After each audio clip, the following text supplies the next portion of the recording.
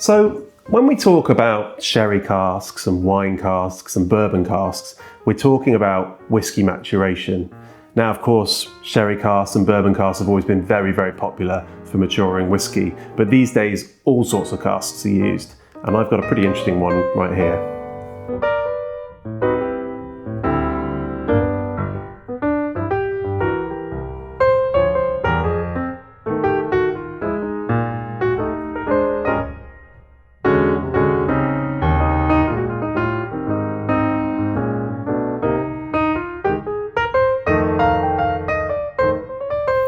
So, coming up to the loft, you're very, very welcome.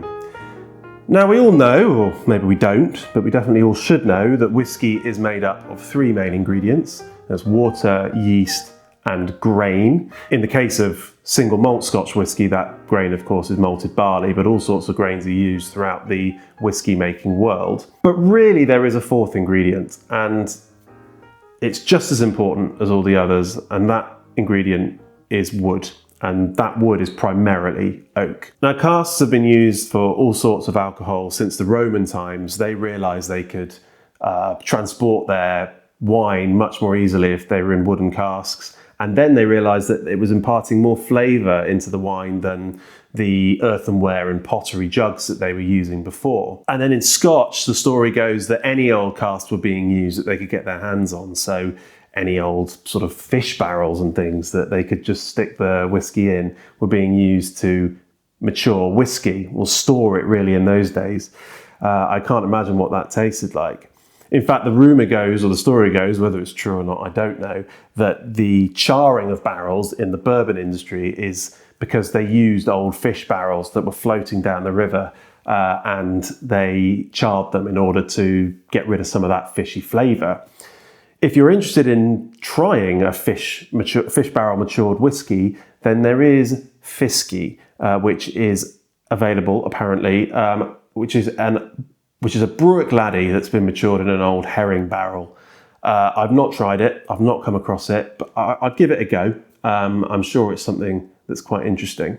Then in Scotland during the 18th and 19th centuries, there was a huge sherry boom. It was very, very popular to drink sherry, and so huge casks of sherry were being imported from Spain into Scotland. And so there was this surplus of empty sherry casks. Whiskey makers quickly realised that adding your whiskey to those sherry casks made it pretty tasty.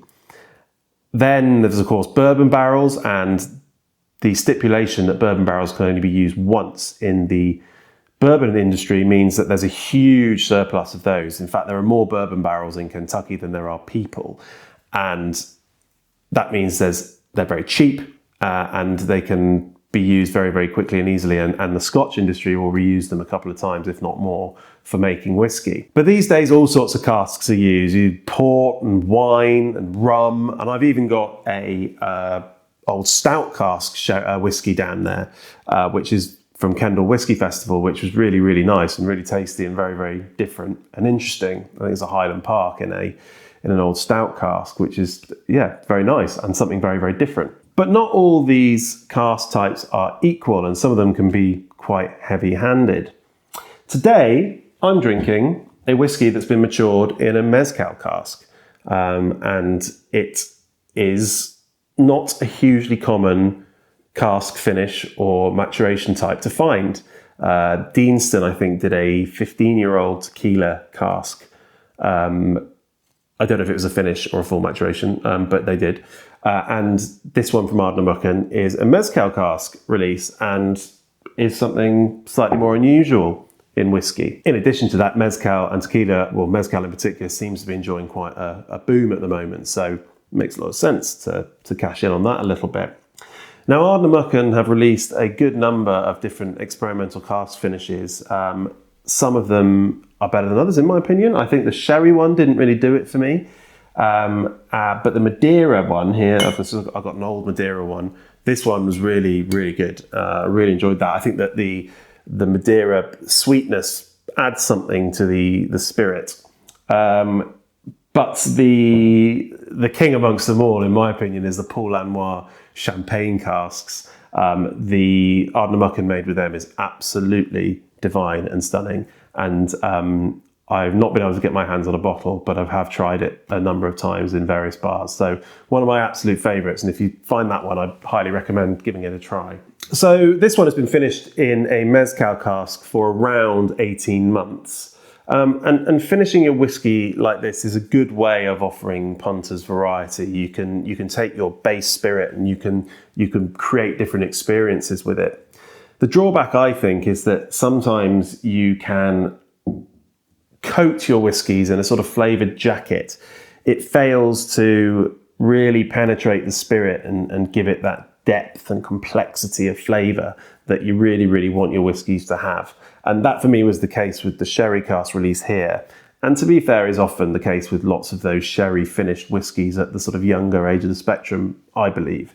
It's better when that sherry is able to really reach into the spirit and provide more depth and complexity, and you get those richer, older flavours out of it. So, should we give this a try? All the main details, it's 55% ABV, it's natural colour, it's non-chill filtered, so it's ticking all those Holy Trinity boxes. This bottle cost me about £70 sterling quid, so that is how much it was. And I think it's quite hard to get hold of now. You might find it in an auction or something like that, but you might need to take a look behind bars to try it really. So on the nose,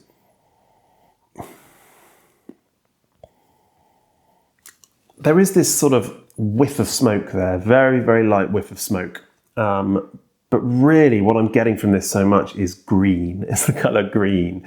I'm sort of getting gooseberries and white grapes and just checking my notes, and that sort of cooking apple skin, green cooking apple skin, or Granny Smith's apple skin or something like that, that kind of thing, and lime zest. It's very green. Last night my girlfriend and I, we added some water to it, and she really got this Danish pastry notes, she said. So there is that creaminess and spice as well. And it is there sort of underneath it all, underneath that kind of greenness. And it certainly comes out a little bit more when you add water. In fact, I've got a bottle of mezcal down here, and we can sort of give it. We can sort of try. Again, it's those similar kind of notes, that kind of greeny note that you get from mezcal. Obviously, I'm getting a lot more of it here, and of course, I don't believe this is the mezcal that was used to the mezcal kind of cask that we used to mature this whiskey. I mean, it might have been, but that would be quite a remarkable coincidence. But yeah, green. Green is what I'm getting, the colour green. Let's give it a try. There's much more meatiness on the palate than I was expecting. It's that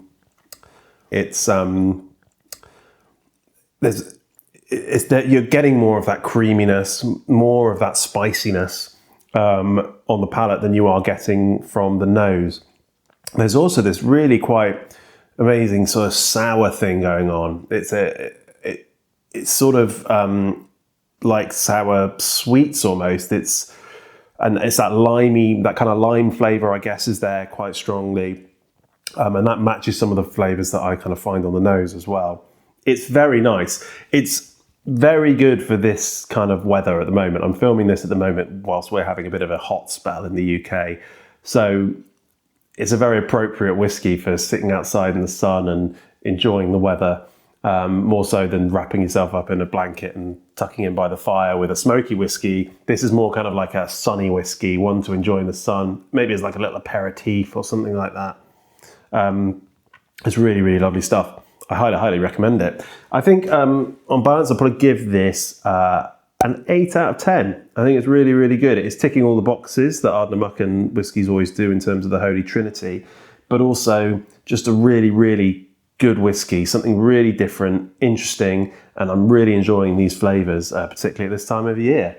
So yeah, let me know if you've tried it. Let me know if you've enjoyed it, whether you've had many really interesting cask finish whiskies in the past as well. Of course, like and subscribe. And I hope to see you again soon. Enjoy whatever you're drinking today, and Sláinte mhath.